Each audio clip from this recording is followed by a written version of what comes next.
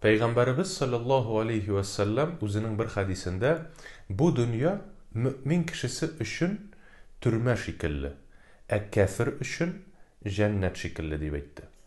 Bu hadisni yaxshiroq anglar üçün bilgili galim İbn Hajar al-Asqalani'nin turmuşunda bulgan bir halni işittirip getirə kerak. İbn Hajar bik boy kişi bula. Hem bir vakit o'zining atında kitib barganda onun yolunda bir Yahud uchray. Hem bu Yahud ona ayta: "Sizning payg'ambariz aytmadimisan? Bu dünya müminler üçün türme deyip, kafirler üçün cennet deyip. Bizning uchraqda kirisincha kelib chiqa bit.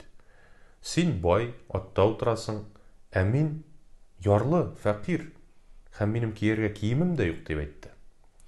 Bu sözlerge İbn Hajar şunday cevap berdi: "Eğer de min Allah karşında mümin bulup ölsem, Allah'ı Teala'nın mine əzirləb koygan lezzetleri bilen çağıştırganda, bu dünya benim üçün türme şekilligine bulacaqdı.